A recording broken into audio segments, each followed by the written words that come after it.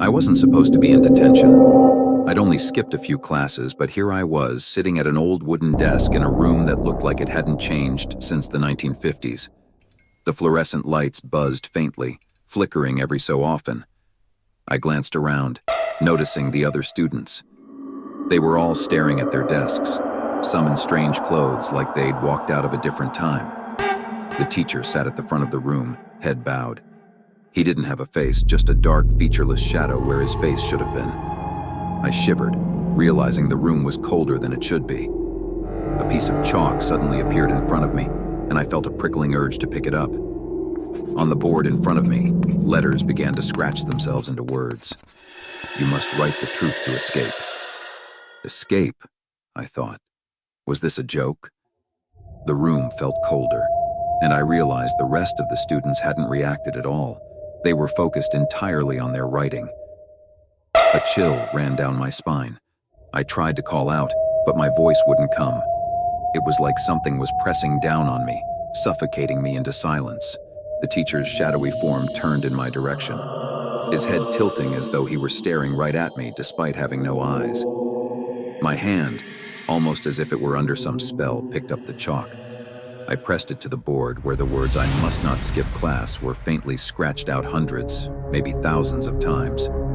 But as I started writing, I saw the letters change under my hand. I must not reveal the secrets of the school. My pulse quickened. What secrets? The room seemed to shift, darkening around the edges.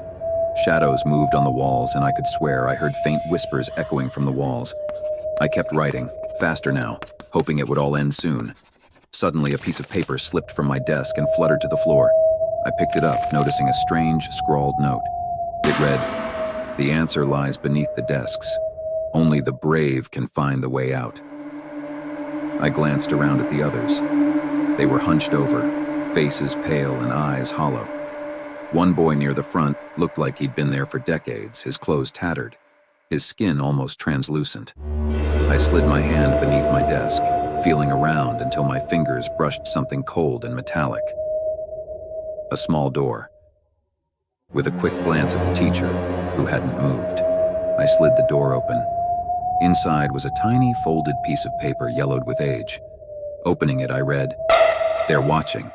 Don't look back. Write only what they want to hear." My stomach twisted. The room seemed to pulse as if it were alive. I put the note down, gripping my chalk tighter as I tried to think. What did they want to hear? The chalkboard in front of me changed again, now reading, "To escape, reveal the truth, but beware the punishment." In a flash, I understood. This wasn't about my truth. It was about the school's secrets, hidden deep within its walls, truths that something wanted kept quiet. I began to write frantically on the board, pushing through the resistance that seemed to fill my hand with every letter. "There was a fire here once," I wrote, recalling the rumors I'd heard from older students about a tragedy decades ago. Students and teachers perished, but no one talks about it. The lights flickered, and suddenly I was no longer in the same room. The walls were charred, the desks broken and splintered. Ghostly figures of students stared at me from their seats, their faces blank and eyes wide with an eternal sorrow.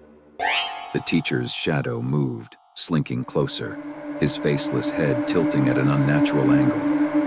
I felt his hollow gaze pierce me, pressing me to continue.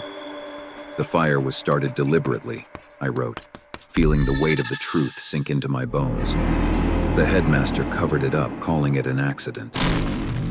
The room trembled, and I heard a low moan from one of the ghostly students. I glanced over and saw that the boy near the front, the one who looked like he'd been there the longest, had dissolved into nothing but ash on his desk. A warning flared in my mind. I was exposing something dangerous, something that was supposed to stay hidden, but the only way out was to keep going. Students who knew the truth were silenced, I scrawled on the board, the chalk scraping like a scream against the surface. And they're still here, trapped forever. Another shudder tore through the room. The ghostly figures faded, their eyes dimming as if relieved by the revelation.